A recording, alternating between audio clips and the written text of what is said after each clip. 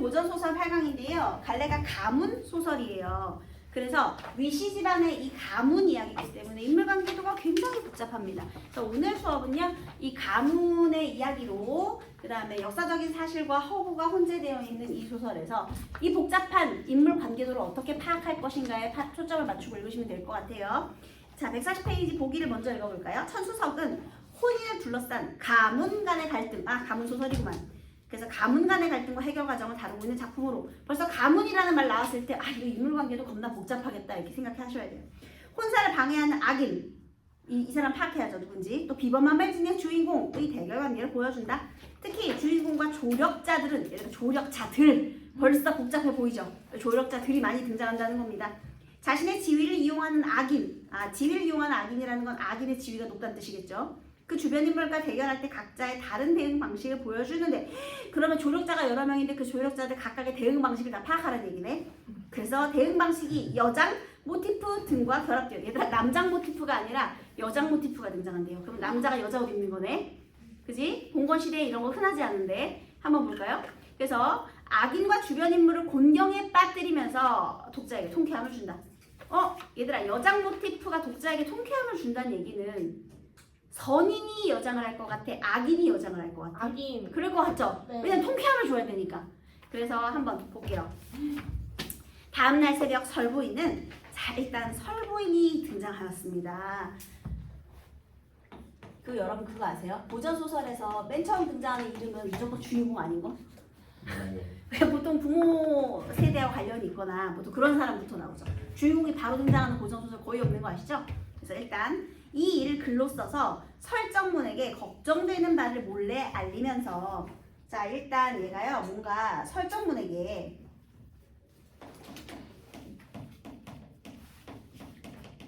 뭐 이건 몰라도 되긴 하는데 이게 남매관계예요.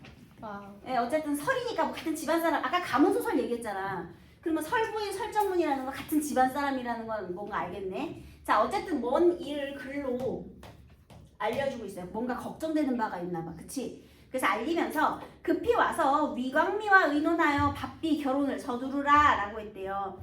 얘들아, 뭔진 모르지만 위광미 이쪽에다가 좀 써볼게요.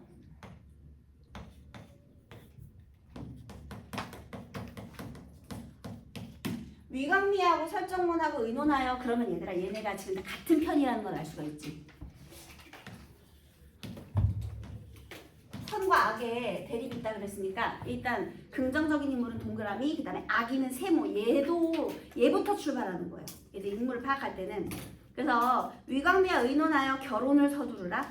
여기서 결혼을 서두르라. 얘들아, 당연히 둘의 결혼이겠니? 둘 다 남자고요. 일단 여기에 자녀가 있겠지. 고전 시대에, 그러니까 봉건적인 시대에 결혼은 누가 결정하는 거야, 얘들아? 부모. 그래, 부모야 무조건. 본인들이 결혼을 결정하는 건 없어, 얘들아.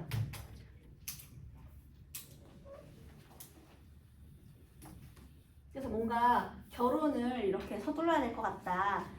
위광미와 의논해서 결혼을 서두르려고 했대요. 정당에 함께 있던 설정문 부부는, 이 설정문 여기 부부가 있겠죠. 그래서 시녀가 바친 설부인의 편지를 읽다가 미처 다 보지도 못하고 얼굴이 굳어지며 경악하며 말을 잇지 못하고 분노를 터뜨렸다. 간 국구가 우리를 어찌 이리 능멸한단 말인가? 얘들아, 간 국구. 국구는 왕비의 아버님이시거든요. 그러니까 임금의 장인이라고 적혀있죠. 네. 네, 그러니까 아까 전에 보기에 본인의 지위를 이용하는 악인이라는 표현이 있었잖아요. 그러면 이 간국구라는 놈이 누군지는 모르겠지만 장인, 이 사람이 굉장히 높은 벼슬에 있는데 얘가 일단 악인이겠구나. 그 다음 여러분, 여기서 또 우리 고전소설에 많이 읽어봤으면 여기서 약간 느낌이 오실 텐데, 항상 본인이 나서는 법 없어요. 얘가 요 집안하고 요 집안 싸우는 거잖아. 얘도 또 뭐가 있을 거야. 아들이든 뭔들이 있을 거야. 그래서 여기도 뭐랑 이제 여기서 뭐 누가 땅을 가지고 있는지 모르겠지만 아직까지 모르잖아요. 그래서 아무튼 얘도 그냥 뭐 나쁜 집안과 연결이 있다 이렇게 정도 생각하면서 한번 볼게요. 그래서 설정문의 부인 장씨도 탄실 금실 못하였다. 여기 이제 부인이 하나 나오네, 장씨. 우리 아이가 깊은 방에 금옥처럼 몸을 감추고 잘 지켰거늘 우리 아이 아 그러면 몸을 감추고 잘 지켰다. 여기서 이 딸 얘가 이제 첫 번째 주인공이라는 걸 알 수가 있죠. 그래서 숨겼던 이름이 어디로 어떻게 누설이 되어 이와 같은 간사한 이 흉계를 만날 줄 알았겠습니까? 설정문이 분해하면서 수레를 타고 가서 위광미 형제를 만나 대책을 이론하다가 탄식하여 말하였다. 얘들아 위광미 형제라고 했잖아요. 그치? 아까 전에 이 설부인이 글로 써가지고 걱정되는 말을 지금 뭔가 흉계를 부리려고 한다 얘기를 했겠지. 그래서 어떻게 하라 그랬냐면 위광미와 만나서 의논하라 그랬거든요. 그치? 그래서 이 위씨가 사실 얘네 집이 지금 주인공이에요. 그래서 이 위광미 형제, 그러면 위광미 말고 위광미 형제니까 뭐 남동생이든 형이든 뭐가 있겠지. 남동생 이름은요 뭐 누군지 중요하진 않지만 사실 여기에 위광휘라고 있거든요. 이건 몰라도 돼요. 이거 몰라도 되는 거야. 얘가 형제야 이렇게. 그리고 이 사람의 부인이 설부인이야. 이렇게 되는 거야 지금. 그래서 여기가 어쨌든 형제. 뭐 이건 중요하지 않아. 이거 몰라도 되는 거야. 근데 니네 혹시 궁금할까봐 얘기해 준 거야. 이거는 근데 안 파악해도 문제 이 푸는 데는 전혀 지금 지장이 없어요. 자 어쨌든 그러니까 되게 복잡한 관계예요. 그래서 위광미 형제 이건 이제 동그라미를 해놓으면 되는 거야, 그렇지? 위광미 형제를 만나 대책을 의논하다 한식하면 말았다. 지금 이제 어떻게 된 거야? 둘이서 지금 만나가지고 지금 대책을 의논하고 있죠. 딸아이의 규방 행실은 깊이 숨겨 드러나지 않았습니다. 그런데 어떤 간사한 놈이 이 아이의 이름을 어떻게 엿보았는지 얘들아 지금 얘가 이것도 그 정보를 주기 좀 그런데 여기 이제 딸이 이제 설 오경이거든요. 근데 오경이가 절세미인이라고 아주 소문이 나 있어요 지금. 그래가지고 얘가 이제 얘를 결혼시키려고 이제 보면은 나쁜 놈이 책을까봐 이렇게 되게 어질고 착하고 예쁘고 이런 행실을 숨겨왔거든요. 그런데 이걸 누가 어떻게 알게 되었는지 어쨌든 간악한 무리가 개, 돼지 같은 자기 자식 때문에 그럼 간국구에 자식이 있나 보다. 그치? 그래서 흉측한 계책을 꾸며 이런 화를 만든다고 하니 혼사를 늦추지 마십시다. 지금 얘한테 뺏기기 전에 이 자식한테 뺏기기 전에 혼사를 서두릅시다 얘기하는 거죠.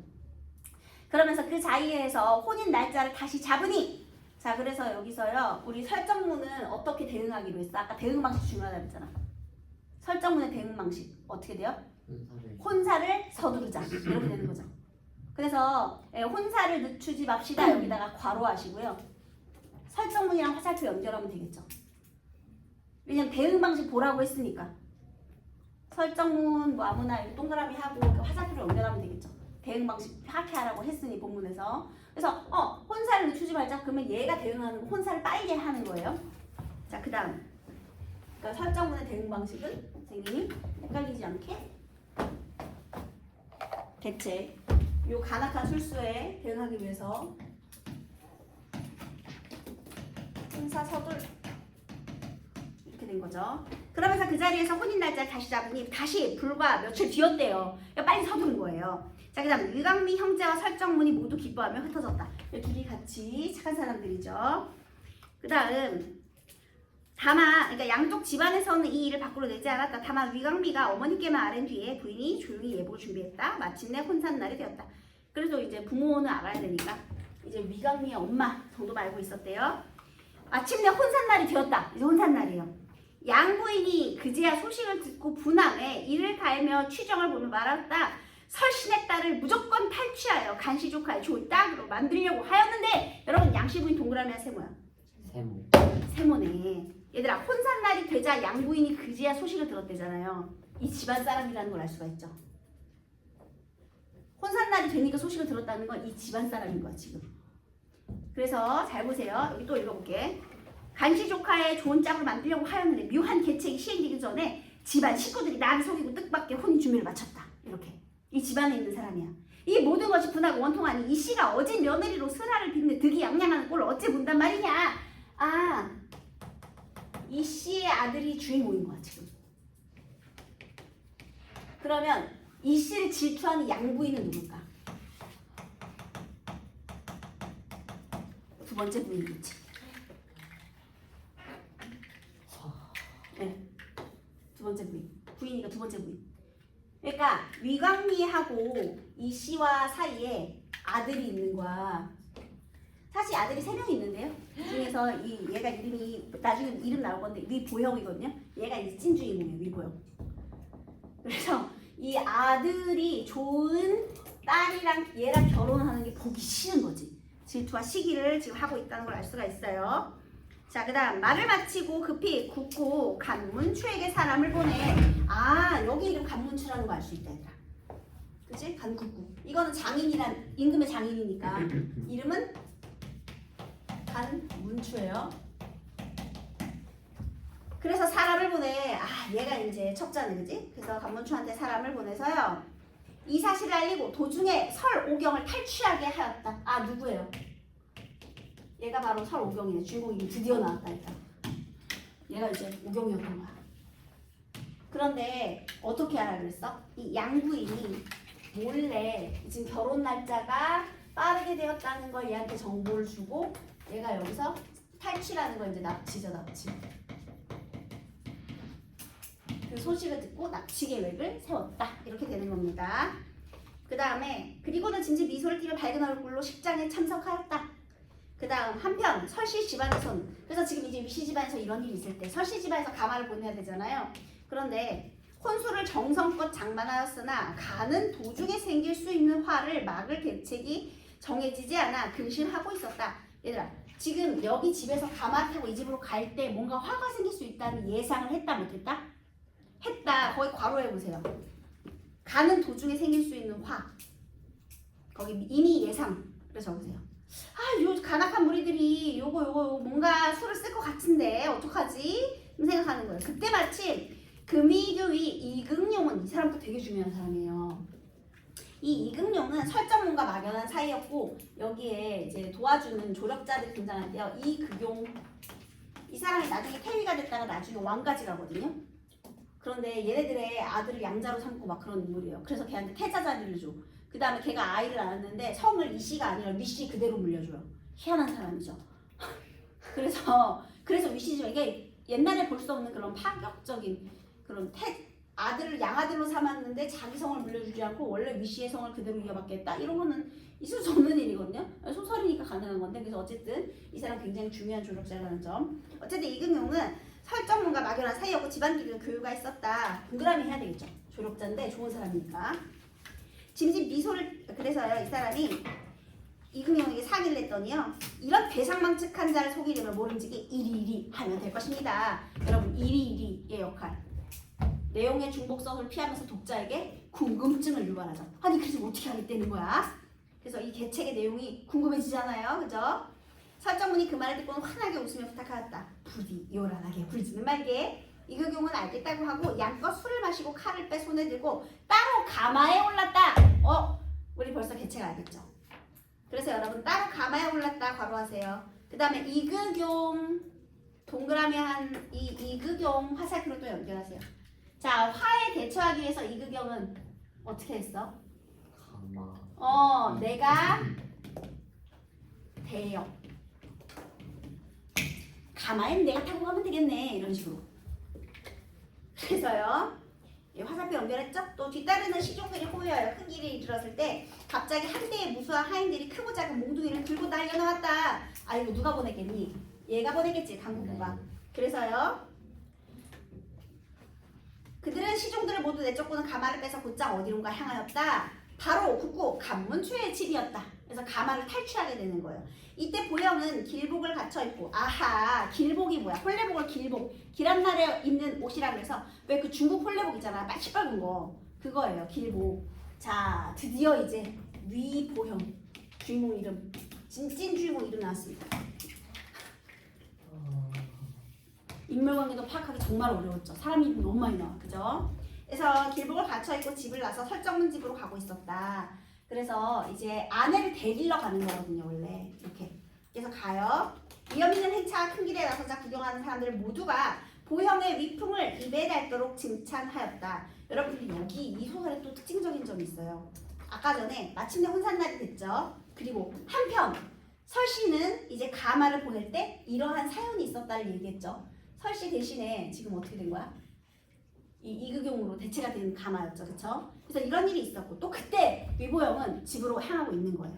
이게 동시에 다 일어난 사건이죠. 여러분 그럼 나중에 서술 방식을 물어본다 그러면 동시간대에 일어난 여러 사건을 병렬적으로 보여주고 있다 할 수 있겠죠. 그치? 보통은 이제 하나의 사건이 순서대로 나오는데 여기는 이제 혼인날과 관련된 여러 사건. 얘는 이거 뺏으러 왔고 그 다음에 얘는 얘를 대신 보냈고 얘는 얘 데리러 지금 집으로 가고 이러한 장면이 이렇게 드러나고 있다는 거죠. 굉장히 복잡해요. 네? 동시간대의 여러 사건을 지금 병렬적으로 보여주는 거예요. 그래서 위험 있는 행차 큰 기대 앞서서 구경하는 사람들 모두가 고형의 위풍을 입에 닳도록 칭찬하였다.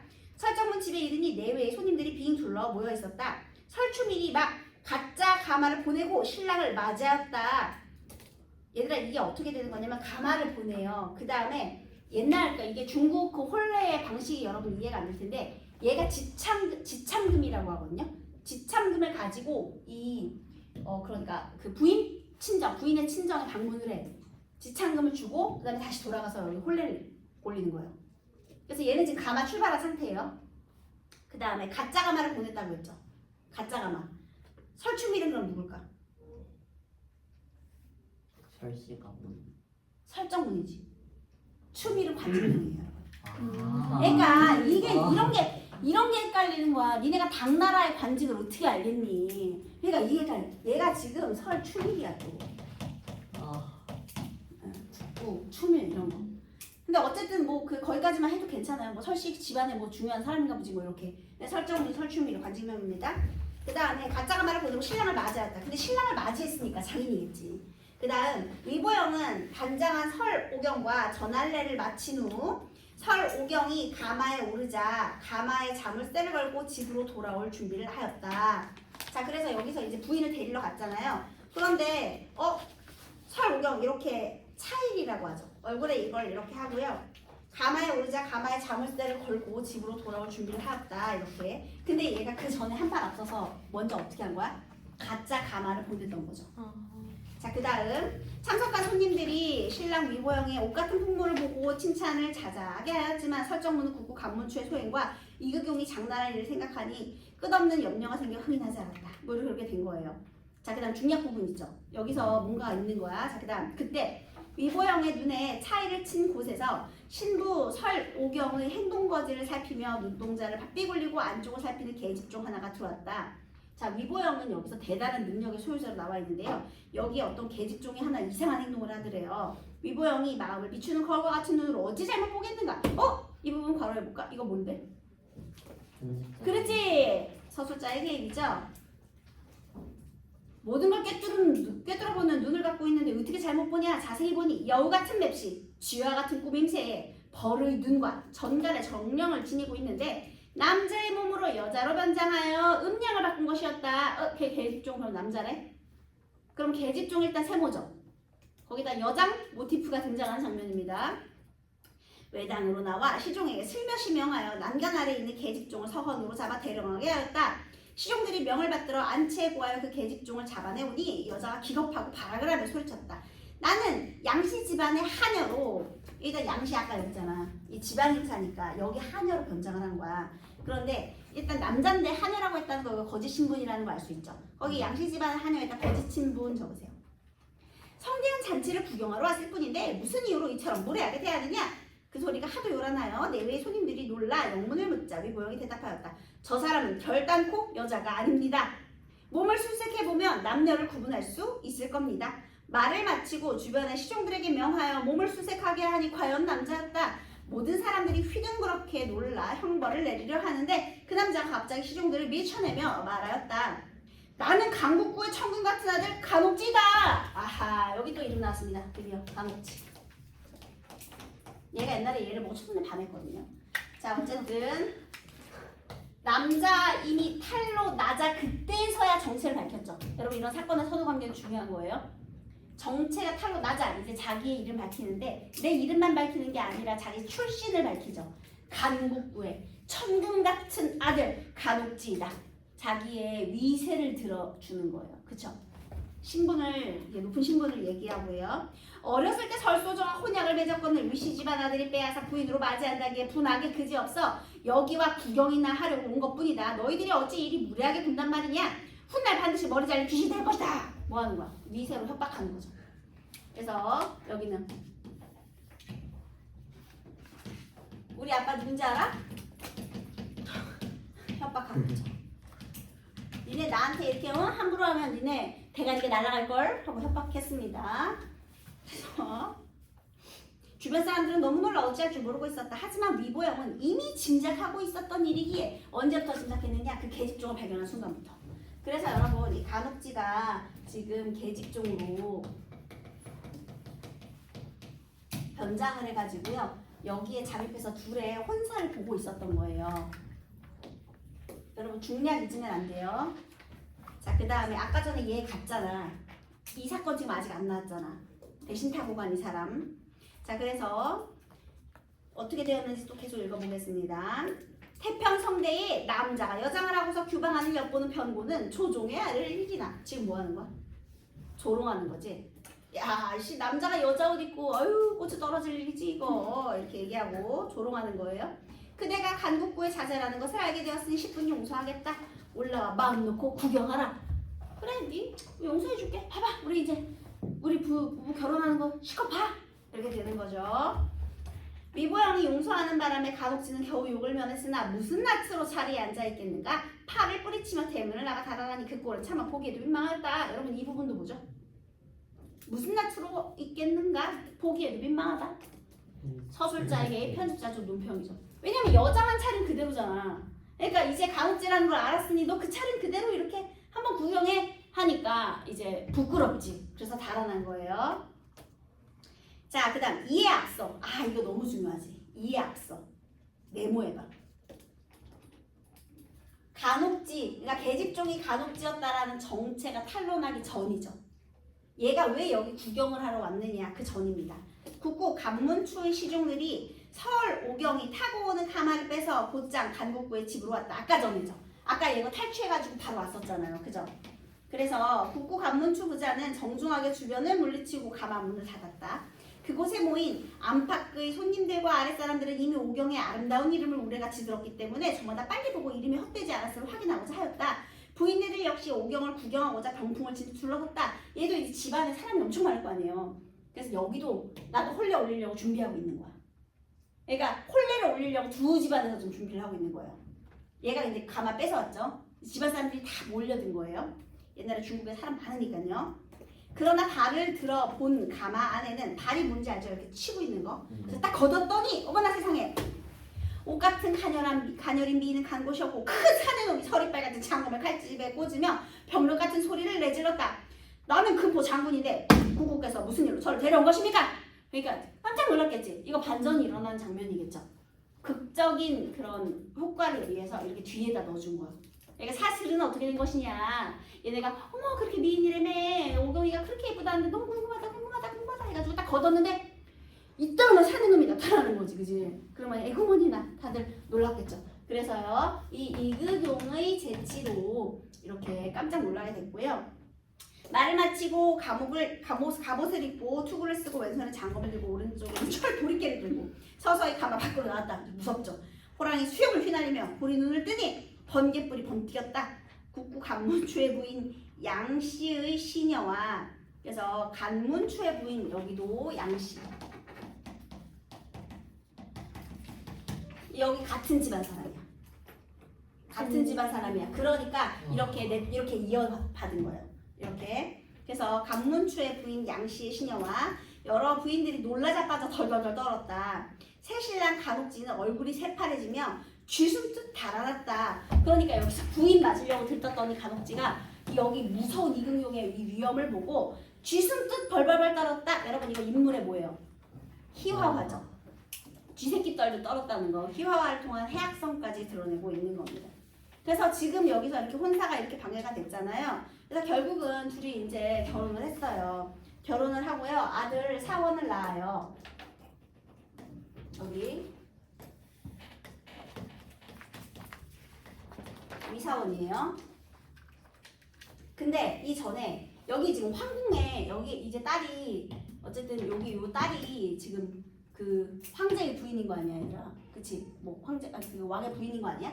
그런데 걔가 이제 동창공주라는 아주 착한 공주가 있어요. 그래서 동창공주의 위보영을 동창공주의 사위로 맞이하려고 그래요. 여기다 동창공주. 여기 또 조력자가 얘가 등장하는데요. 얘를 부마로 맞이하려고 하는 거야, 황제가. 그래서 얘한테 자기네 그 여기에 있는 얘네들이 얘한테 이혼 서류장을 보내요. 얘를 쫓아내.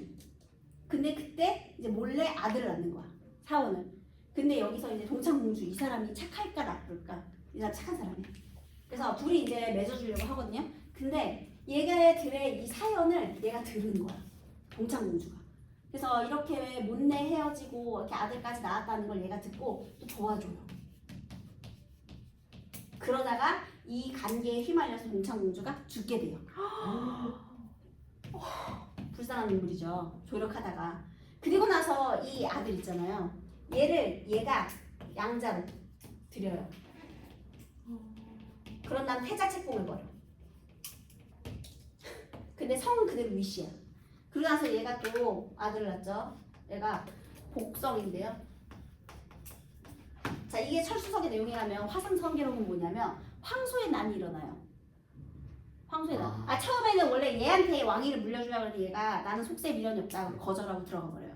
그러니까 이제 어쩔 수 없이 사원이 이제 왕위를 물려받게 되는 거예요. 그래서 얘가 후당에 두 번째 임금이 돼요. 후당에 두 번째 임금이 됐어. 근데 이제 황소의 난이 일어나. 그러니까 이게 역사적 사건이지. 그래서 그때 속세를 떠났던 얘가 돌아와가지고 황소의 난 평정을 해. 그런 다음에 얘가 이제 왕이 되고 아무튼 그런 다음에 여기 아들이 물려받고 뭐 이런 거예요. 이런 내용이 화상성계록이야. 은거 귀인이 찾아와가지고 황소의 난 진압하고 이렇게. 그래서 얘가 실존 인물이라고 합니다. 황소의 난 이런 것도 역사적 사실이고 이런 건 다 가짜고요. 그래서 이 위시 집안이에요. 이렇게 위시 집안에 이렇게 이어지는 거. 조력. 여기도 조력. 그리고 여기에 또 등장하지 않는 인물 중에요. 우리 서료경에 이 미모의 반환이 간혹지가 있잖아요. 그리고 또 하나 위보영을 짝사랑하는 이초애라는 년이 있어요. 그래서 여기도 또 여기 또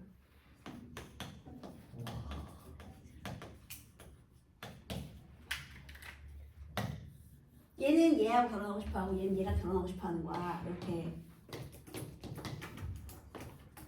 그래서 둘이서 훈계를 꾸미는데 직교에 지가 빠져가지고 둘이서 하룻밤을 보내게 되는 뭐 이런 것도 있고요. 와. 그 다음에 나중에 여기 양씨부 있잖아요. 얘가 얘를 도와주거든요. 왜냐면 여기 얘를 잘라내려고. 그런데 얘가 또 배신을 해. 얘를 배신하고 얘가 원래 얘는 뭐 자기 딸이랑 맺어주려고 했거든. 그러고 나서 얘가 또 황궁에 들어가가지고 황궁을 막 또 이렇게 난잡하게 만들고 막 이런 장면이 얘가 되게 나쁜 년이야. 아주 음탕한 년으로 나와요. 그래서 그런 내용도 있고 내용이 엄청 복잡합니다. 그래서 이런 내용으로 되어 있고 여기 뒤가 화산성계로 여기 더 복잡해. 막 이제 궁중왕투까지 나와. 그래서 얘가 이제 또 왕이 되는 것도 웃기고 왕인데 이씨인데 위씨를 그대로 물려주는 것도 이상하고 여러 가지 사건들이 있더라 이런 겁니다. 자, 그러면 여기 우리 교과서에 나온 부분을 바탕으로 1번 위글에 대한 이해로 가장 적절한 것은 설정문이 자신의 충고를 듣지 않자. 충고를 안 들었어요? 여기 틀렸네. 장씨는 자신의 부주의로 오경의 존재가 사람들에게 알려졌어요? 아니 꿈경 숙였는데 얘기했죠. 그 다음에 설정문은 보형과 오경의 혼례 날짜를 바꾸자 했어요. 그 다음 위강비는 보형과 오경의 혼사 계획이 누설될 것을 염려하여 가족들에게 비밀을 지킬 것을 위강비가 부탁했어요. 엄마한테 알렸는데요. 그죠? 양구이는 보형과 오경의 혼례 때 간문추에게 오경 탈취 계획 실행을 당부했다. 맞죠? 정확히 양구인이 간문추에게 보냈잖아. 맞죠? 정답은 5번입니다. 그러니까 봐봐라. 구성이 얘는 뭐 이렇게 함축적인 게 큰 게 있는 게 아니고 상징적인 의미가 큰 게 있는 것도 아니에요. 그냥 정말 사건 순서 파악하는 게 너무 복잡하죠. 인물이 여러 명이다 보니까 이게 이제 고전 소설의 어려운 점이죠. 시간이 그래서 천천히 집중해서 읽으려면 인물 관계도 생각해 보려면 시간이 오래 걸려요. 읽을 때 이게 문제야. 자, 그 다음에 기억의 내용을 추론한 것으로 적절하지 않은 것은 이거는 가마에 오르기 전에 미리 갑옷과 무기를 챙겼기 때문에 그쵸? 이게 나올 수 있었겠죠. 가마를 타고 보영의 집으로 떠나기 전 이의동이 탄 가마를 먼저 내보냈죠. 왜냐하면 보내고 나서 맞이했다라고 했으니까. 맞는 소리. 그다음에 간문추의 하인들이 나타나면 시종들은 이의동이 탄 가마를 간문추의 하인들에게 내어준다. 그쵸? 그 다음 간문추의 집에 도착한 후 가마가 열릴 때까지 정체를 숨기고 기다린다. 맞죠? 이극용은 가마에서 나와 오경과 보영의 혼사가 끝날 때까지 붙잡아둔다. 그러면 얘가 못 왔겠지. 그래서 이거 어떻게 된 거야? 하고서는 얘가 이제 계속적으로 병장해서 여기 왔다가 여자님이 탈론하게 되는 그런 내용으로 되어 있는 거예요. 자, 그 다음 A부터 D까지 또 틀린 거 고르는 건데요. 흉측한 계책을 세운 사람의 정체를 B를 통해 확인했다. 누구겠니? 흉측한 계책.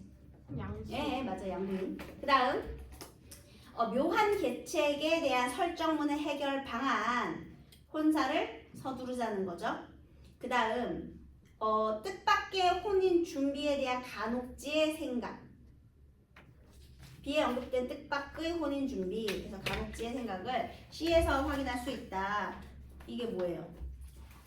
위시 집안이 빼앗아 부인으로 맞이한다기에 분하기가 그지없어 구경을 하러 왔다. 이렇게 돼 있죠. 간혹지. 그 다음에 C에 언급된 훗날 일어날 일에 대한 구체적인 양상을 자 C에서 머리 잘린 귀신이 될 것이다. 그 양상이 뒤에 나와요? 아니요. 아니죠. 이건 그냥 협박하는 말이지 그 양상은 없어요. 진짜 혼난 사람은 없죠. 그래서 4번이 틀린 겁니다. D에 언급된 변고를 행한 간혹지의 변명을 C에서 확인했죠. 그렇죠? 자, 그 다음 천수석에 있던 내용 틀린 거 골라볼게요. 간문추 부자와 양 부인이 보현과 오경의 혼인을 방해하고 설정문 부부와 위강미 형제가 만나 대책을 의논하는 모습에서 가문 간의 갈등. 맞는 소리죠? 네. 그 다음 보영이 자신의 맑은 눈으로 여장을 하고 몰래 숨어 들어온 간혹지의 정체를 파악하는 것은 비범함을 통해 악인에 대응하는 모습. 이거 맞는 소리고. 간문추의 하인들이 큰 길에서 이그궁이 탄 가마를 가로채고 보영의 시종에게 잡혀온 간혹지가 간문추의 아들임을 밝히며 당당한 태도를 보인 모습에서 국구라는 지위. 이것이 홍인을 방해하는 요소가 되었다. 맞는 소리죠. 맞는 소리야. 여기 아까 본문에 이런 것도 있었잖아. 지위를 이용하는 악인. 야, 우리 아빠가 국군데 니네 어쩔? 이렇게 되는 거지. 우리 아빠 누군지 알아? 옛날에 이런 거 흔하잖아요. 이렇게. 그 다음 방해했으니까 뭐 방해를 하는 요소. 그게 맞는 소리예요. 얘들아 그 다음에요. 큰 길에서 지금 가마 납치했지. 큰 길에서. 이것도 얘가 지위가 있으니까 가능한 거야. 그러니까 큰 길에서 도적질했다는 거 아니야. 당당하게. 이게 이제 이 지위가 있으니까 가능한 일이죠. 그 다음 보영이 많은 사람이 보는 앞에서 여장한 간혹지의 정체를 드러내고 가마에서 오경 대신 이극용이 나타난 것을 보고 간문추의 가족이 놀라는 모습은 악인이나 그 주변 인물이 곤경에 처하는 과정이 여장 모티프와 결합되어 있다는 점에서 독자들에게 통쾌함을 주는 장면이라고 볼 수 있겠군. 자, 뭐가 틀렸게요? 이극용 여장했어요? 그래서 안 돼. 이국은 여장해서 간 거 아니야. 장군의 모습으로 갔어. 그것 때문에 틀린 거야. 그 두 장면을 얘기했잖아. 근데 얘가 짜잔 내가 신부지롱하고 여장하고 간 게 아니잖아요. 장군의 모습으로 갔잖아요. 그래서 틀린 거야. 이해했어요? 그래서 거기 중요한 건 얘의 외양묘사 부분이 길게 나타났잖아. 이극용의 그 외양묘사 부분이 있죠. 아주 무시무시했잖아요. 막 철 도리깨 들고 막 갑옷으로 무장하고 이러고 갔잖아. 그래서 그 장면이 왜 이렇게 쓸데없이 길었느냐. 여기 지금 이거 오답을 이렇게 만들려고 했다. 이렇게 되겠습니다. 그 다음 간혹지의 의도를 알면서도 올라 마음 놓고 구경하라며 보영이 간혹지를 용서하고 강문추의 의도를 알면서도 자신을 데려온 이유를 묻는 모습에서 대응하는 방식이 인물마다 차이가 있다는 점을 확인할 수 있군. 그쵸? 얘는 이제 용서하고 좀 약간 너그럽게 그렇게 했죠. 근데 이극용은 어떻게 했어? 얘는 협박 거의 막 무시무시하게 했지. 얘는 약간 너그럽게 용서했고. 그러니까 차이가 있죠. 그래서 그렇게 이해하시면 되겠습니다. 4번 문제가 좀 어려웠죠, 여러분? 헷갈렸죠? 아니에요? 헷갈려요. 네, 그렇게 됐어요.